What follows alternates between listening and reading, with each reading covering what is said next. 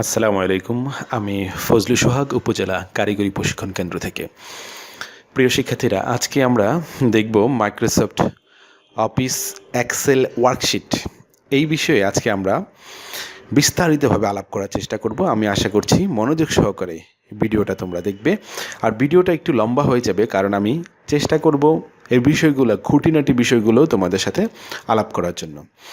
আসো আমরা Microsoft office Excel worksheet, যেটা বা MS এক্সেল নামে আমরা যেটাকে চিনি, সেটা ওপেন করি। আমি এই মুহূর্তে তোমাদের সামনে মাইক্রোসফট এক্সেলের যে শিটটা সেটা ওপেন করলাম। দেখো, এখানে প্রত্যেকটি ঘর আমাদের MS ওয়ার্ডের মতো কিন্তু সাদা একটা পেজ থাকবে এরকম না। এটার প্রত্যেকটি ঘর আলাদা আলাদা করে এক একটি ঘর হিসেবে এখানে আঁকা আছে।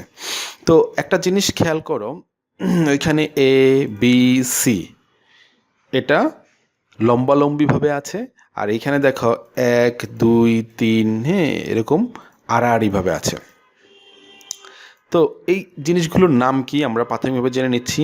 ABC এগুলোকে বলা হবে কলাম, অর্থাৎ এর কলাম, বির কলাম, সির কলাম, ডির কলাম, ইর কলাম, এভাবে কলাম চলতেই থাকবে। কত কলাম আছে? অসংখ্য। তুমি যত নিতে চাও ততই পারবা। সেমভাবে নিচে যেটা 1 2 3 4 এভাবে হচ্ছে, এটাকে বলবো আমরা র, অর্থাৎ 1-এর র, 2-এর র, 3-এর র, এভাবে র বলবো। আর এটা হচ্ছে একটি নির্দিষ্ট সেল। এই প্রত্যেকটি সেলের একটি নির্দিষ্ট নাম আছে। এই নামটা আমরা কিভাবে দেখব? দেখো, আমি এইখানে ক্লিক করলাম, করার পরে আমার কিন্তু 2টে বাতি জ্বলে উঠেছে। তুমি দেখো, কলামের ঘরে ই বাতি জ্বলে উঠেছে, এদিকে 4-এর ঘরে 4 এখানে বাতি জ্বলে উঠেছে। তার মানে এটা নির্দিষ্ট একটি নাম আছে। দেখো, এখানে যখন আমি ক্লিক করেছি তখন E4 E4 দেখো এখানে কিন্তু লেখা আছে, এই যে এখানে E4। তার মানে এই সেলটার নাম হচ্ছে E4 সেল। আমি আশা করি তোমরা বুঝতে পেরেছো। তাহলে বুঝে থাকো, বলো তো এই সেলটার নাম কি হবে? আশা করি সঠিক বলবে, C3। তাহলে আমরা এবার যেখানেই ক্লিক করি না কেন, প্রত্যেকটার একটি নির্দিষ্ট নাম আছে, সেটা কিন্তু এখানে দেখায়। এছাড়াও তুমি এখান থেকে বুঝে ফেলতে পারবে এই সেলটার নাম কি। এটা অত্যন্ত গুরুত্বপূর্ণ। এক্সেলে যখন সূত্র ব্যবহার করব আমরা, তখন কিন্তু এই সেলের নামকরণ দিয়ে আমরা কিন্তু সূত্র ব্যবহার করব। তো যাই হোক, এই হচ্ছে গিয়ে আমরা সেলের সম্পর্কে জানতে পারলাম। এবার আসো, তুমি চাইলে নিচের দিকে দেখো, এই যে এখানে শিট 1, শিট 2, শিট 3, এভাবে তুমি ইচ্ছা করলে অনেকগুলো শিট নিতে পারবে। প্রয়োজন অনুযায়ী শিটগুলো নেওয়া যায়। আবার এই শিটগুলো 1 2 3 এভাবে নাম না দিয়ে তুমি নির্দিষ্ট নামও এখানে দিতে পারো। ডাবল ক্লিক করে এটা রিনেম করতে পারো, অথবা রাইট বাটন ক্লিক করে এখানে রিনেম লেখা আছে, রিনেম করতে পারো তুমি। যেমন আমি এটার নাম দিলাম অফিস নাম দিলাম। দেখো, অফিস নাম দিলাম। আমি এই অফিসটাকে যদি ডিলিট করতে চাই, এই শিটটাকে রাইট বাটন ক্লিক করে আমি কিন্তু ডিলিট করে দিতে পারবো। তাহলে আমি আশা করি তোমরা বুঝতে পেরেছো যে ডিলিটও করা যায়, একটি শিটকে ডিলিট করা যায়। আচ্ছা, এই হচ্ছে গিয়ে আমাদের মোটামুটি একটু ভিতরের, মানে সামনে যেগুলো আমরা দেখি বড় আকারে, এই জিনিসগুলো আমি আলাপ করলাম। এবার আসো আমরা একটু উপরে যাই। এখানে কিন্তু এই যে মেনু বার বলে এটাকে, আমরা যে খাবারের মেনু, কোন খাবারের কি আছে সেই মেনু, এই এখানে হোম একটা মেনু আছে। মেনুর ভিতরে অনেকগুলো তোমার কাজের যেই ধরনগুলো, কি কাজ করা যাবে, অর্থাৎ সাব মেনু, সেই জিনিসগুলো এখানে আছে। তারপর হচ্ছে ইনসার্টের মেনু, ভিতরে সাব মেনু অনেক জিনিস আছে। এগুলো আলাদা আলাদা কাজ আছে। পেজ লেআউটেরও অনেকগুলো কাজ আছে আলাদা আলাদা। এগুলো আমরা দেখবো ইনশাল্লাহ।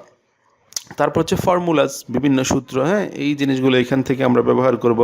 তারপর হচ্ছে ডাটা, আমরা ডাটা বেস নিয়ে যখন কাজ করব, ডাটাকে অ্যানালাইজ করার জন্য এই আমরা মেনুটা ব্যবহার করব। তারপর হচ্ছে রিভিউর জন্য এটা, আর ভিউর জন্য হচ্ছে এই মেনু। তো যাই হোক, আমি এই প্রথমে তোমাদেরকে শিট সম্পর্কে বুঝালাম, তারপর হচ্ছে গিয়ে মেনু সম্পর্কে আমরা দেখলাম। এবার আসো আমরা আরেকটু আগেই যাই। আমরা যদি একটা এই সেলের ভিতরে যদি আমরা লিখি বাংলাদেশ, আমি লিখলাম, দেখো বাংলাদেশ লেখার পরে একটা জিনিস খেয়াল করো, বাংলাদেশটা আমি লিখেছি, এইচ কিন্তু কাটা পড়ে গিয়েছে, তাই না? এইচ কাটা পড়ে গিয়েছে, অন্য সেলের ভিতরে চলে আসছে দেখো।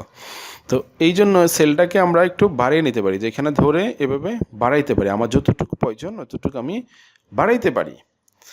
আচ্ছা, এই যে বাংলাদেশ লেখাটা, এটাকে চাইলে আমি এখান থেকে কালার দিতে পারি, বিভিন্ন ধরনের কালার এখানে আছে, তুমি চাইলে এটাকে কালার দিতে পারো। আচ্ছা, এই লেখার সাইজটা তুমি চাইলে বড় করে দিতে পারো, দেখো বড় করে দিতে পারো।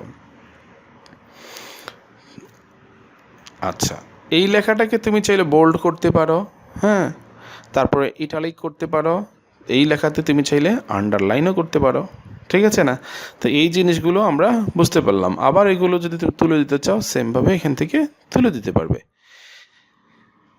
তারপর তুমি চাইলে এই সেলের যে সেলটা, এই সেলের পুরো ঘরটাকে তুমি কালার করে দিতে পারো। দেখো আমরা কালার করে দিয়েছি, হ্যাঁ, কালার করে দিতে পারো, ঠিক আছে না? তারপর তুমি বাংলাদেশ কথাটা যদি তোমার নিচের ঘরগুলো থাকতে চাও, এই যে এখানে পয়েন্টার আছে, এখানে ধরে টান দিলে দেখো প্রত্যেকটা ঘরেই কিন্তু সেম বাংলাদেশ বাংলাদেশ লেখা হয়ে যাচ্ছে। এবার তুমি 1,00,000 1 কোটি যা প্রয়োজন তোমার, তুমি চাইলে এখান থেকে করে নিতে পারবে, একটা নেই সবগুলো করে নিতে পারবে।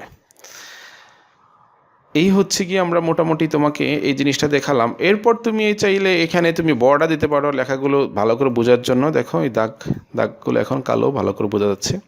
তা আমরা এইখানের কয়েকটি বিষয় নিয়ে তোমার সাথে আলাপ করলাম, হ্যাঁ, bold, italic, underline, border, full colour, font colour, এই যে আমরা জিনিসগুলো আলাপ করলাম।